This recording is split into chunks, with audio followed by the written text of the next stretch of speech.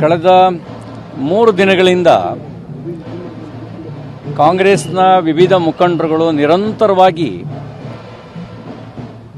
ಅಯೋಧ್ಯೆಯ ಶ್ರೀರಾಮಲಾಲನ ಪ್ರಾಣ ಪ್ರತಿಷ್ಠಾಪನೆಗೆ ಸಂಬಂಧಿಸಿದಂತೆ ಮಾತಾಡ್ತಾ ಇರೋದನ್ನ ಮತ್ತು ಅನಂತಕುಮಾರ್ ಹೆಗಡೆಯವರ ಹೇಳಿಕೆಗೆ ಸಂಬಂಧಪಟ್ಟಂತೆ ಅವರು ಮಾತಾಡ್ತಿರೋದನ್ನ ಗಮನಿಸ್ತಾ ಇದ್ದೀವಿ.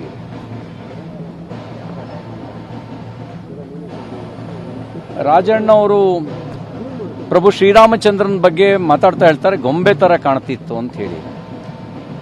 ಭಕ್ತಿ ಇದ್ರೆ ಕಲ್ಲಿನಲ್ಲೂ ರಾಮ ಕಾಣ್ತಾನೆ, ಭಕ್ತಿ ಇಲ್ದಲೆ ಹೆಂಗೆಂಗೋ ಹೋದ್ರೆ ಅವ್ರಿಗೆ ಹೆಂಗೆಂಗೋ ಕಾಣ್ತಾನೆ ರಾಮ.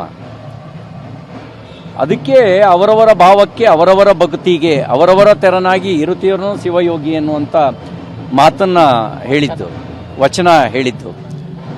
ಅವರು ಯಾವ ಭಾವದಿಂದ ಹೋಗಿದ್ರು ಅನ್ನಂಗೆ ಹಂಗೆ ರಾಮ ಕಾಣ್ತಾನೆ. ರಾಮ ಆರಾಧ್ಯ ದೇವ. ವಾಲ್ಮೀಕಿಯ ಮೂಲಕ ರಾಮನನ್ನು ಕಂಡ್ರೆ ಪ್ರಭು ಶ್ರೀರಾಮಚಂದ್ರ ಕಾಣ್ತಾನೆ. ಇವತ್ತೇನಾಗಿದೆ, ಕಾಂಗ್ರೆಸ್ನವರಿಗೆ ಸನಾತನ ಧರ್ಮದ ಅವಹೇಳನ ಮಾಡೋರು ಲೈಫ್ ಪಾರ್ಟ್ನರ್ ಆಗಿಬಿಟ್ಟಿದ್ದಾರೆ.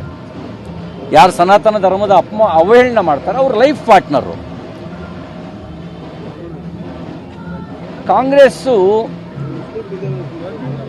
3M ಒಳಗೆ ಸಿಗಾಕೊಂಡ್ಬಿಟ್ಟಿದೆ.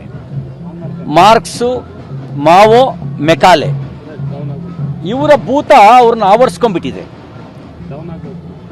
ಮೆಕಾಲೆ, ಮಾರ್ಕ್ಸ್ ಮತ್ತು ಮಾವೋ ಭೂತ ಆವರಿಸ್ಕೊಂಡಿರೋದ್ರಿಂದಾಗಿ ರಾಜಣ್ಣನ ತರದವರು ಹೀಗೆ ಹೇಳಿಕೆ ಕೊಡ್ತಾರೆ.